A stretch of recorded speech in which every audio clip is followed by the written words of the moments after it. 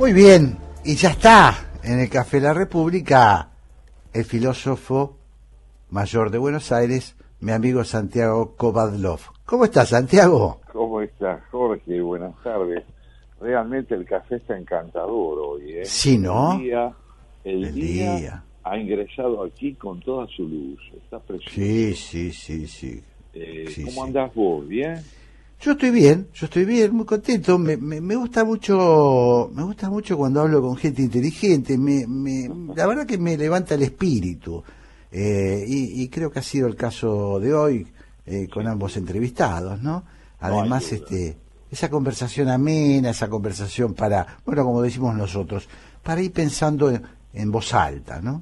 Y efectivamente, realmente ha sido así, pero permitime que te incluya en la serie, porque hay que a veces uno, con modestia y sentido común, cree no haber aportado demasiado a esa riqueza. Pero en este caso te quiero recordar algunas reflexiones de tu editorial que creo que sirvieron no solo de prólogo, sino también de hilo conductor para el desarrollo de los dos encuentros que tuviste, tanto con Rogelio Alanís como con Pilar Gamboa. Había en tu editorial un sesgo realmente muy dramático, ¿no? Y cuando vos decís entre una muerte fulminante y la posibilidad de seguir aferrados a un respirador, el gobierno optó por el respirador. Y eso nos ha producido, decís, una sensación de precario alivio. Creo que efectivamente es así, que el alivio que ha introducido ese acuerdo o preacuerdo establecido entre el gobierno y el Fondo Monetario nos permitió soslayar por un momento al menos, la angustia de la ausencia de un porvenir, Pero claro, también marcabas algo fundamental, y es que el porvenir del que nosotros hablamos, el porvenir al que nosotros apuntamos, tiene que ver con la posibilidad de ser algo más que sobrevivientes, algo más que pacientes graves que están sujetos por un respirador. En los términos de Rogelio Alanís, ¿no es cierto?, él decía que siempre es necesario que una de las facciones que se disputan el poder sea culturalmente derrotada para lograr un acuerdo nacional. Y este adverbio que él usa, culturalmente derrotada, pone bien en claro que Alanís tiene una profunda conciencia de que el sistema democrático republicano exige que, tras las elecciones que ponen en evidencia quién ha vencido y quién no ha vencido, se tienda a un acuerdo para el sostenimiento del sistema. Mirá, en este domingo en Portugal están teniendo lugar elecciones presidenciales. Y un acuerdo previo que establecieron las dos fuerzas, la de centro derecha y la de centro izquierda, que se disputan el poder, es que el que pierde realmente se consagra a sostener el sentido de quien ha ganado, es decir, que la victoria tenga, a través de la interlocución entre vencedores y vencidos, el sentido profundo de una colaboración. Y él ha subrayado esa colaboración. Ahora, también es cierto, Jorge, que en el programa y a través del diálogo con Alanís fue apareciendo esta idea que vos planteás en tu editorial. El nuestro es un país que se resiste a entrar en la historia contemporánea. ¿Por qué se resiste? Precisamente porque estos acuerdos fundamentales que implican capacidad de convivencia, como puede ser un acuerdo eventual con el fondo, se ve desmentido por esta marcha contra el sistema democrático que se está organizando para el mate a través de una embestida contra la Corte, ¿verdad? Y allí es donde yo advierto que el gobierno que ha llegado a este preacuerdo con el Fondo Monetario tiene que explicitar muy claramente cuáles son las medidas democráticas que piensa tomar para respaldar la posibilidad de que el país abandone un día el respirador, respire por su cuenta y se encamine hacia la historia contemporánea de la que habla. Y en eso también, te confieso, me encantó lo que dijo Pilar Gamboa, cuando ella dijo, sigo aprendiendo. Yo sigo aprendiendo, dijo. Y bueno, ahí tenemos una hermosa consigna para la Argentina. Podemos seguir aprendiendo, podemos ingresar a la historia contemporánea, podemos habitar el presente y esa alteridad a la que ella también alude cuando se refiere a su papel en la obra Petróleo y dice: yo quiero representar a un varón desde mi condición de mujer, escuchar cómo es un varón al encarnarlo mediante un personaje, aprender de su propia alteridad. ¿Cuánta convergencia entonces entre ese editorial, ese diálogo con Rogelio y estas reflexiones de Pilar que nos llevan a preguntarnos una vez más si estamos haciendo bien? Claro, muy interesante. Me gusta mucho cuando haces estos repasos tan inteligentes, ¿no? Y le sacás la esencia a lo que ha ido atravesando la línea del programa en la primera hora. Me parece muy importante. Le agrego a lo que vos decís que así como Rogelio hablaba de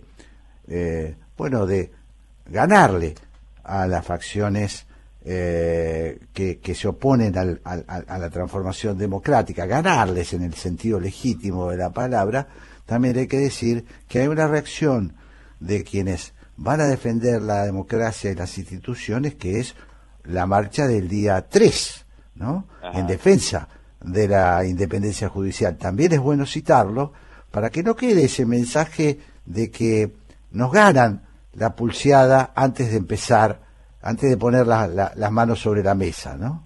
Muy bien subrayado. Es indispensable advertir que la ciudadanía ya tiene reflejos suficientemente activos y rápidos como para decir: donde hay presencia de la resistencia a la República, también hay presencia de la República que, respaldada por sus victorias electorales recientes, puede poner de manifiesto que si el porvenir es difícil, no por eso es imposible. Como dijo Rogelio, aún tenemos reservas culturales y yo creo que las tenemos cada vez más, Jorge. Creo que cada vez más la civilidad comprende qué es prioritario y la oposición aprende de la ciudadanía qué debe privilegiar en su discurso, qué debe privilegiar en su comunicación con la gente.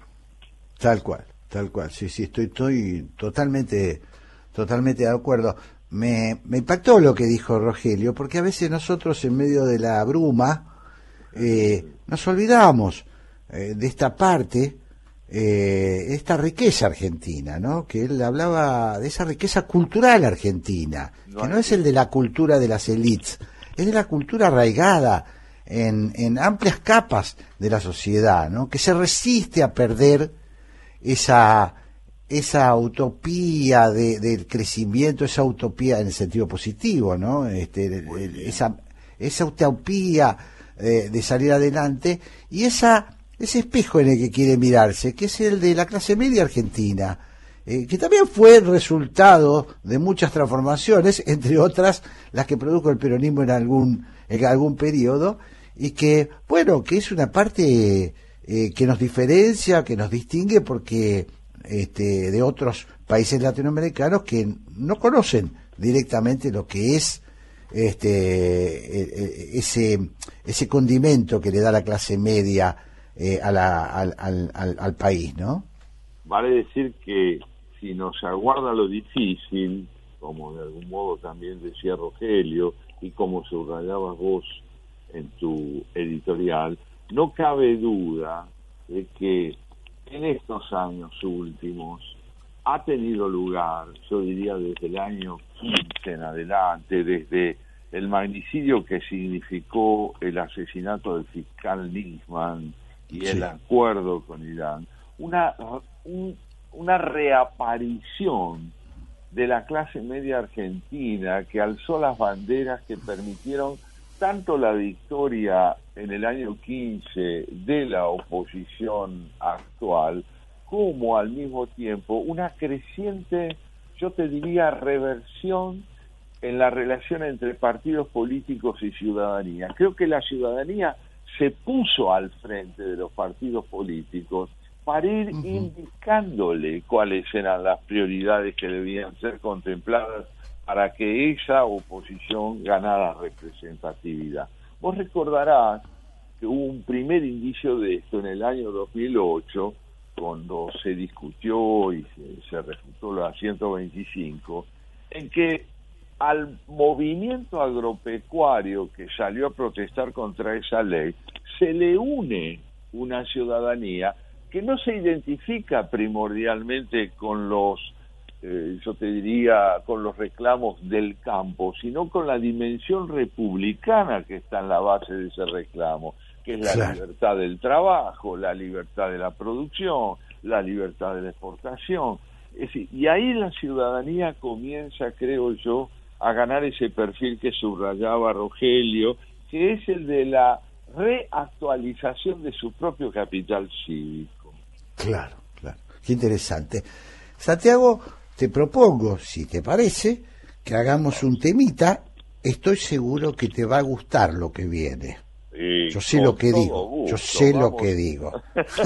Vamos, vayamos al tema. Bueno, querido Santiago, seguimos. Sí, ¿no? Qué lindo. Heaven is a place. Y los dos juntos, Caetano Veloso con ese maravilloso cantante, ¿no? Sí. La letra es una hermosura también. Hay una riqueza poética en lo que escuchamos. Pero hoy es un programa, desde el punto de vista lingüístico, de una diversidad notable. Escuchamos algo infrecuente, que es una bellísima canción en francés. En otros tiempos se podían oír varias lenguas en la radio. Hoy el inglés o el español, digamos, monopolizan totalmente la melodía y la música. Pero, en fin, acá estamos y quiero decirte, querido amigo mío, que llegamos al final, digamos, formalmente de nuestro primer año de transmisión en vivo, porque a partir de febrero nos tomaremos vacaciones, quiere decir que se escucharán los mejores programas grabados del año que difundimos, una especie de antología de lo que hemos hecho. Y esto de hacer un repaso de nuestro primer año de vida radial me llevó al deseo de plantearte algo que tal vez no consideraste hasta hoy cuantitativamente, pero vos sabías que en un año de transmisión de Haciendo Pie hiciste más de 40 editoriales, más de 80 entrevistas a argentinos de diferentes campos, ciencias políticas, artes, jóvenes de distintas latitudes profesionales, ciencia, tecnología, teatro, cine, literatura, y que hemos leído a más de 40 poetas justamente de múltiples lenguas, francés, castellano, italiano, portugués, polaco, inglés, poetas del siglo actual y del siglo pasado, tan reciente, que hemos tenido más de 40 encuentros en el Café de la República para compartir el análisis de conceptos como el conocimiento, la historiografía, la imaginación, la ideología, lo que significa preguntar, aprender, enseñar, leer, releer, la memoria y el olvido. Pues sí, mi amigo, todo esto es lo que hemos hecho desde abril hasta hoy. Impresionante, impresionante. Estaba pensando, Santiago, cuando vos ibas citando este trabajo arduo de un año, bueno, trabajo por llamarlo de alguna manera, para nosotros es tan agradable, tan enriquecedor, ¿no? Lo que hacemos, que le echaba así una mirada a mi biblioteca y es como mirar los volúmenes que están ahí y decir todo esto tengo yo. Me parece que esa es la sensación que sentí cuando vos mencionabas el trabajo que hicimos durante este primer ciclo, ¿no? de Haciendo Pie. Qué lindo. La verdad que estoy muy orgulloso, lo sabés que para mí era un sueño y creo que se convirtió en un sueño de los dos, un sueño hecho realidad. Y que nunca hacemos el programa, como tratamos de no hacer casi nada en la vida, de taquitos, sino que nos gusta trabajar. Yo le cuento a los oyentes por si no lo saben, alguna vez quizás lo dijimos, que nosotros además de salir al aire, nos juntamos con Santiago, nos juntamos con Santiago y disfrutamos del precocido, del prehorneado de este programa, ¿no? Lo disfrutamos muchísimo, nos vamos embalando en el y sí, muchas veces esas conversaciones con el querido Santiago terminan en que él me recita un poema en privado para mí solo, y eso es gracias bueno, al clima que nosotros tratamos de trasladarle a los oyentes, ¿no? Ese es el clima que nos gusta. Sí, vos sabés que Roberto Juarros, Sí. notable poeta argentino, me decía siempre: Santiago, no hay segundo poema, siempre es el primero. Vale decir, el conocimiento si bien nos brinda una gran experiencia, no debe privarnos de la posibilidad de estar siempre dentro del desafío de la creación. Porque el desafío de la creación es justamente el de no repetirnos, el de no caer en la redundancia de un saber que agota las posibilidades de nuestra enunciación. Y la verdad es que si hemos hecho más de 40 programas como los que hemos hecho, podríamos decir que siempre, domingo a domingo, le hemos querido brindar a nuestros oyentes su primer programa de Haciendo Pie.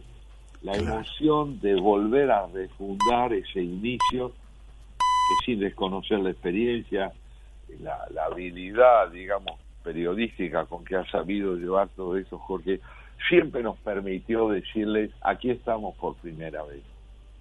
Sí, estoy totalmente de acuerdo con vos, ¿no? Totalmente de acuerdo con vos. Hemos hecho de nuestra indagación constante lo que hacemos, insisto, lo que hacemos en la vida. Tratamos de que la rutina no nos coman, no nos fagociten. A veces lo logramos, otras veces, como todo el mundo, tenemos nuestros momentos de achatamiento, pero tratamos de que que siempre volver al eje, ¿no? Y ese me parece el punto fundamental que, bueno, yo creo que los oyentes también comparten de que eso se logra por los protagonistas, ¿no? Yo, por ejemplo, hoy insisto, escuchar a Rogelio, escuchar a Pilar Gamboa, yo los escucho como si fuera un oyente.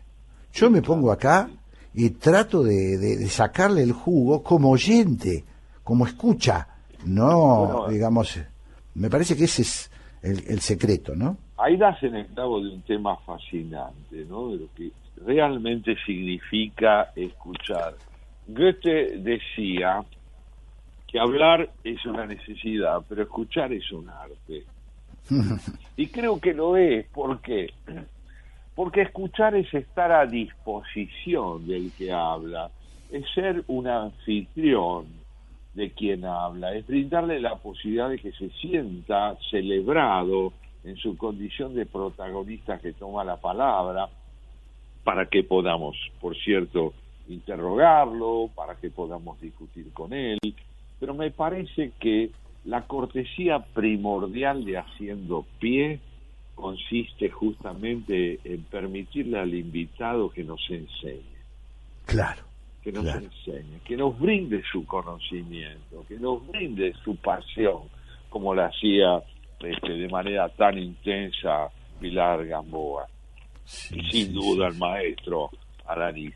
Y a mí me parece también que nosotros queremos lograr, en la medida de lo posible, que el apremio y la coyuntura no tomen la palabra primordial en el análisis de problemas que, si son urgentes, no deben ser tratados con superficialidad. La profundidad no está garantizada, pero el intento de ir hacia lo hondo me parece a mí que se traduce en la tentativa de no tener una visión convencional del país, una visión apologética ni tampoco denigratoria de lo que somos los argentinos. Por eso fue tan conmovedor el planteo de Rogelio cuando dijo que aún tenemos reservas culturales. Parece que nuestro programa aspira a ser la expresión también de esas reservas, ¿no? Absolutamente, absolutamente. Estoy totalmente convencido de eso, y creo que nosotros siempre tratamos de pasar de la superficie. Eso es de zambullirnos, ¿no? Es un poquito ahí un poquito lo que dice uno de los lemas de este programa, ¿no? De zambullirnos, bueno, lo que más podemos hacer de buceo, lo que nos dé el cuero para bucear, pero no dejar de intentarlo, ¿no? Me parece que eso es lo que, bueno, es el propósito que tenemos, y creo que en una buena medida lo hemos logrado. Un programa sereno, un programa con temperamento de domingo, lo decíamos al inicio, me acuerdo del ciclo, ¿no? Con temperamento de domingo, porque nos imaginamos el domingo, quizás un poco presuntuosamente, nos imaginamos el domingo como es el domingo tuyo y el mío, que se inicia con la reflexión, la lectura de la información, el tratar de interpretar la semana, ¿no? Nosotros quizás lo trasladamos un poquito a nuestros oyentes y los invitamos a hacer lo mismo. Es decir, mira, no nos quedemos con la firma o con todo lo malo de la firma del FMI, tratemos de entender un poquito más allá, si podemos, para que no te quedes con el domingo atragantado, ¿no? Exactamente. Es un intento. Antiguos navegantes tenían una frase gloriosa: navegar es preciso, dice Fernando Pessoa. Claro. Y es preciso navegar, es preciso ir en busca de aquello que no se congele en el convencionalismo y nos impida comprender que el esfuerzo interpretativo de la realidad es una consigna fundamental de cualquier ciudadano, de un ciudadano cabal, ¿no? Queremos contribuir a eso, a la consolidación de una mejor ciudadanía democrática, haciendo de nosotros mismos aprendices de ese esfuerzo, ¿no? Sí, tal cual. Me parece también que hemos tenido mucha receptividad en nuestros invitados. Nosotros, la verdad es que estamos muy contentos, muy orgullosos de que vengan. Bueno, se fueron acostumbrando a escucharnos y a confiar, porque uno siempre tiene que demostrar andando que lo que le prometes al entrevistado, que no es más que esto que vos decías, ¿no? Un pacto de conversación. No, nosotros no tenemos otra. Queremos saber qué tenés para decirnos, ¿no? Y me parece que, bueno, estaba recordando la conversación que tuvimos con Carlos Bayala, publicista de top internacional, un monstruo, socio de Santolaya. Bueno, nos recibió Santiago desde Londres, te recuerdo, cuando había fallecido la madre.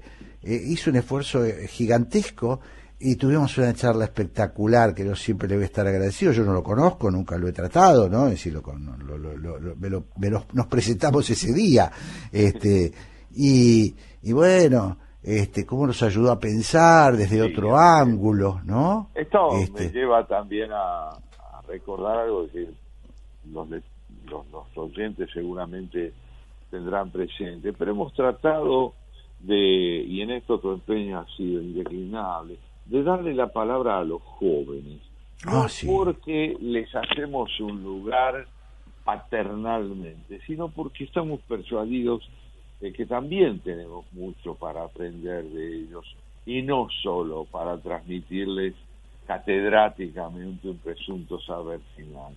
Los jóvenes han tenido un papel protagónico y lo seguirán teniendo, haciendo pie a partir del próximo mes de marzo, cuando volvamos al dial, a hacer en vivo nuestro programa, y estamos persuadidos, ¿no?, de que hoy más que nunca, en virtud de las transformaciones que se están produciendo en la vida social contemporánea, ellos tienen la posibilidad de ampliar el espectro de nuestra percepción de la realidad, el espectro de nuestra percepción de la realidad, y no solamente el de tomar los valores que podemos transmitirles desde nuestra experiencia y que sin duda son para nosotros fundamentales y creemos que muchos de ellos merecen ser preservados, sino porque no tenemos idea en qué dirección estamos yendo a través de estas transformaciones tan hondas que alteran nuestro concepto de la subjetividad.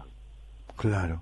Yo, vos sabés que creo, Santiago, lo hemos hablado también en alguna oportunidad, que la idea de conocer figuras que a veces no conocemos, figuras jóvenes, descubrir el talento que subyace en las generaciones que vienen, es una forma de no morir de viejo.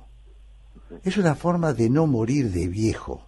Sí. Es decir, y me parece que tanto vos como yo confiamos mucho en esa capacidad de aprender que hay con los talentos jóvenes que nuestro país tiene montones, y ¿no? lo hemos podido mostrar a través de nuestro programa, y es muy importante esto, ¿no? Que estamos diciendo, no solo nuestra juventud es la que se va del país, no solo nuestra juventud es la que por la miserabilidad de la política padece la falta de trabajo, de educación, de alimentación y de salud, es también el repertorio de estos jóvenes que nosotros entrevistamos y que están en la Argentina peleando con su vocación por su afirmación en distintos campos y con una misma actitud que viene a mostrar algo muy conmovedor, creo yo, Jorge. ¿Qué es esto? Sí. La llama de la pasión, de generación en generación, sobrevive, vive, se despliega, ¿no? Y vuelve a renacer, y vuelve a renacer. Claro. ¿No? Quizás tiene esto mucho que ver con lo que decía Rogelio Alanís, ¿no? Sí. Esa perseverancia argentina, no vamos a hacer nacionalismo burdo, pero sí esa perseverancia argentina. Yo lo estaba pensando ahora, mejor dicho, lo pensaba cuando entrevisté a Pilar Gamboa, me acordé de aquella reflexión de Tusquets de bueno, cuántos teatros hay en la ciudad de Buenos Aires, ¿no? Que ella venía acá y decía, no puede ser la cantidad de gente que hace teatro, y la cantidad de gente que hace música, y la cantidad de gente que hace artes plásticas, y la cantidad de gente y la cantidad de emprendedores que tiene la Argentina, de pequeños empresarios de 30 y pico de años que montan empresas que son ejemplares y que son seguidas en el mundo entero y cotizan internacionalmente. Entonces, bueno, si no nos agarramos de eso, bueno, estamos poniendo la cabeza en la soga del ahorcado, ¿no? Por eso lo hacemos. Jorge nos alecciona acerca de lo prudente que es no tener diagnósticos terminales sobre de eludir, ¿no?, las enunciaciones que se pretenden definitivas. Sin duda alguna, la complejidad de lo problemático de este país es enorme, pero al mismo tiempo la posibilidad más adecuada para enfrentar esa complejidad es entender los recursos a los que también se refería Alanís cuando hablaba de reservas culturales.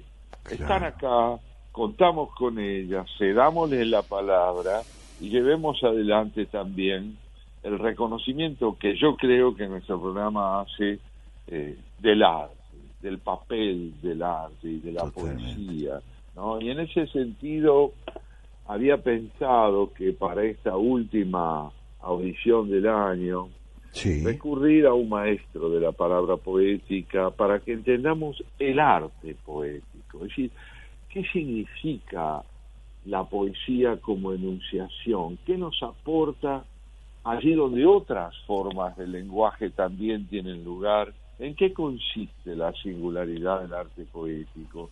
Y recordé un poema de Borges, de Jorge Luis Borges, originalmente publicado en 1960 en El Hacedor, uno de sus libros, que se titula Arte Poética. Tal vez después de una pausa, si querés, podemos leerlo. Bueno, sí, vamos a un tema musical y volvemos. Volvemos con Borges. Bueno, Santiago, estábamos ahí hablando del hacer y nos anticipaste que tenías un poema de Jorge Luis Borges. Estamos ansiosos por escucharte. Sí, justamente me pareció oportuno que en esta última audición nuestra de este año pudiéramos ya no solo leer un poema, sino leer un poema Ajá. sobre lo que es la poesía, y en la voz y el pensamiento de un maestro como Borges. Él ha titulado el poema que voy a leer Arte Poética. Y dice así: mirar el río hecho de tiempo y agua y recordar que el tiempo es otro río. Saber que nos perdemos como el río y que los rostros pasan como el agua.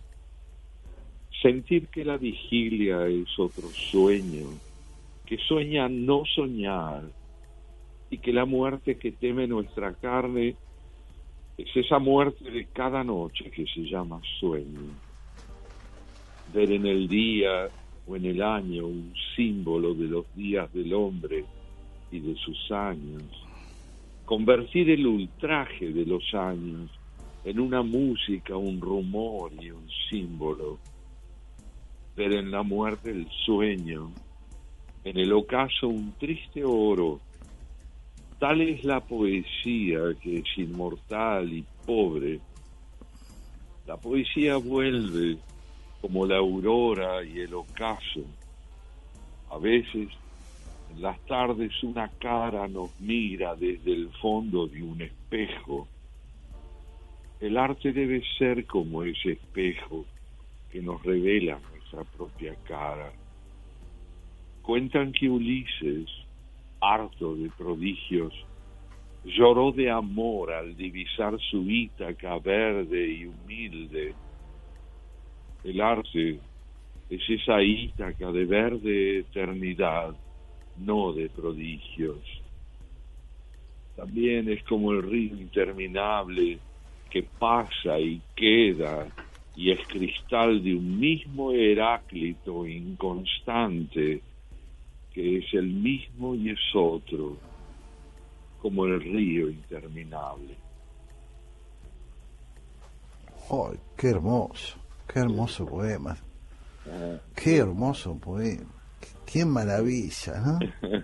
Sí. El arte, la poesía, con qué sencillez y con qué profundidad, ¿no? Exactamente, esa conjunción define a Borges, lo caracteriza, y a medida que los años fueron pasando y él no solo alcanzó, digamos, la madurez de su vida, sino incluso su vejez, la sencillez creciente de su lenguaje fue unida a una profundidad más y más rejuvenecida, más revitalizada, ¿no? Fíjate que él dice que el arte debe ser como ese espejo que nos revela nuestra propia cara. Y cuando caracteriza la poesía, dice, la poesía vuelve como la aurora y el ocaso. Es decir, nos busca con la insistencia con que la inspiración se manifiesta en tantos campos, porque no se trata solo de un género, se trata de un deslumbramiento común a los géneros, de una emoción que es la de la irrupción de lo inédito, que viene a potenciar en nuestra vida el sentimiento de descubrir. Claro. Es impresionante lo que decís y lo que sabemos, ¿no? Del arte de Borges, porque ese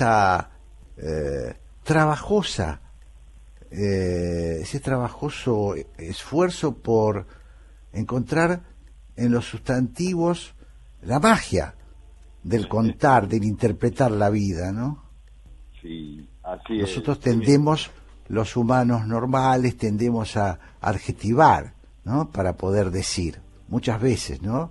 Vos sabés que, sí, tenés mucha razón. Él me dijo una vez, siendo yo muy joven, y con una bondad extraordinaria, después de haber oído la osadía de llevar un poema mío, me dice: joven, confíe en los sustantivos. Qué bueno, esa frase es extraordinaria. Confíe en los sustantivos. Confiemos en los sustantivos. Esa es la idea. En los sustantivos, en lo medular, tan difícil de encontrar y tan indispensable, ¿no? Borges no se presentaba con ningún título. Él solía decir Borges. Un nombre propio que aspiraba a decir lo esencial de él, ¿no? Jamás se reconocía como otra cosa que como un hombre que consistía en la sustantividad de su propia vida, ¿no? Tenía esa emoción tan rica de sentirse tiempo. ¿Quién nos dirá de quién en esta casa sin saberlo nos hemos despedido? Impresionante. Estos otros versos de él.